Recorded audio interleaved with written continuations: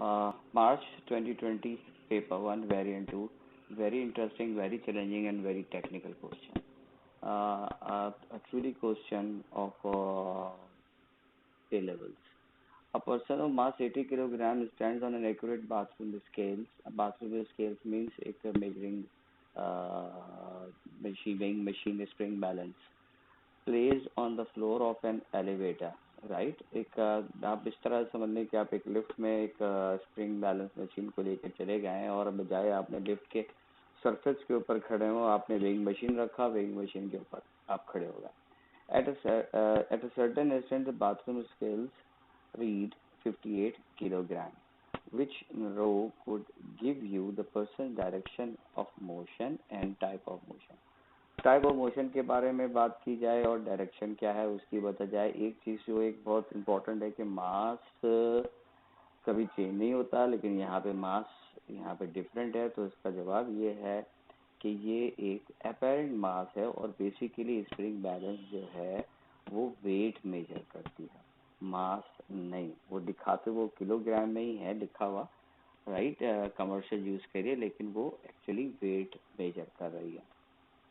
ठीक है, तो एक बात तो ये हो गई. एक बात हम समझ लें, आप एक लिफ्ट के अंदर, ये एक लिफ्ट है, राइट, और इस लिफ्ट में आप एक वेइंग मशीन के ऊपर खड़े हैं. तो वेइंग मशीन पे आप फोर्स लगा रहे हैं जो कि आपका वेट है, और वेइंग मशीन आप पे फोर्स लगा रही है जो कि उसका नॉर्मल है. नॉर्मल सरफेस पे सरफेस होता है और ये बहुत सारे फोर्सेस लग रहे हैं. लेकिन अभी चूंकि हम जो question is about this spring balance and in the person or which is in the lift, right, तो हम उस लिफ्ट के बारे में बात कर रहे हैं.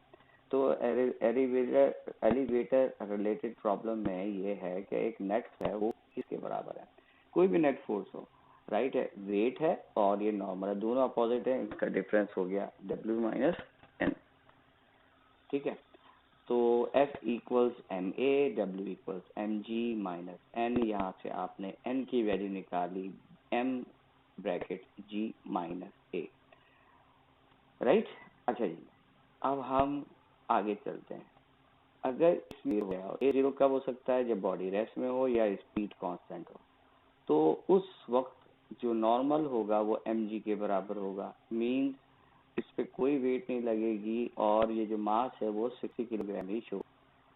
What if acceleration is not equal to zero. अब acceleration equal not equal to zero, इसका मतलब या तो इंक्रीजिंग या डिक्रीजिंग स्पीड हो रही है. ठीक है, तो एक चीज तो ये हो गई कि स्पीड, क्योंकि ये बता रहे हैं कि मास 60 था, दिख 58 रहा है. इसका मतलब ये हुआ कि n ने ज्यादा फोर्स लगाई, राइट, और इस W से n को जो ज्यादा फोर्स लगाई तो इसका जो डिफरेंस आया वो नेट फोर्स की सूरत में ऊपर आया. तो जो W का जो वेट है वो 58 है, लेस है. या यूं कह लीजिए कि 62 न्यूटन की नेट फोर्स लगी, 62 और जो है उस 60 बैलेंस हुआ और 2 किलो का एक्स्ट्रा, राइट, 62 साइड. तो इस तरह से है, लेकिन हमारा क्योंकि ये क्वेश्चन का भी ऑब्जेक्टिव नहीं है तो इस पे हम नहीं जाएंगे. n equal M G minus की जो मास चेंज हो रही है ये हमें बता रहा है कांस्टेंट नहीं है. Acceleration is not equal to zero. Wrong हो गया, ये ऑप्शन रॉन्ग हो गया. अब बी और डी. अच्छा, बी और डी के अंदर एक और बात ये कि जब एक्सेलरेशन जीरो नहीं है और ये वेट रिड्यूस हो रहा है तो इसका मतलब एन ऊपर की जानिब है, जो कि मोशन ऊपर की जानिब है. जब मोशन ऊपर की तरफ होगा, राइट, तो क्या होगा, एन एम जी प्लस ए, क्योंकि ए और जी नीचे की तरफ पॉजिटिव हम रखते हैं और ऊपर की तरफ नेगेटिव रखते हैं, राइट. तो जी जो ए जो माइनस होगा उसे हम प्लस करेंगे तो एम जी प्लस ए हो जाएगा. इस तरह एन बड़ा हो जाएगा, डब्ल्यू छोटा. तो इसका मतलब ये हुआ, ये उसी सूरत में होता है कि जब ए नेगेटिव हो, और नेगेटिव कब सूरत में होगा, जब मूवमेंट ऊपर की जानिब हो. सही है. सो और अगर ये नीचे होता तो एम जी माइनस ए होता, क्योंकि वेट बड़ा होता है, एन छोटा होता है, एन जो है वो लेस देन W होता, इसका मतलब A उस वक्त पॉजिटिव, यानी एक्सलेशन शुड बी डाउनवर्ड, इस वक्त ये होता। तो इसका मतलब ये हुआ कि A भी नहीं है, A तो ऑलरेडी कांस्टेंट खत्म हो गया था, B डाउनवर्ड है इसलिए B भी नहीं है, तो C D is the right answer. यहाँ सिर्फ एक बात समझने की, स्लोइंग डाउन कह रहे हैं।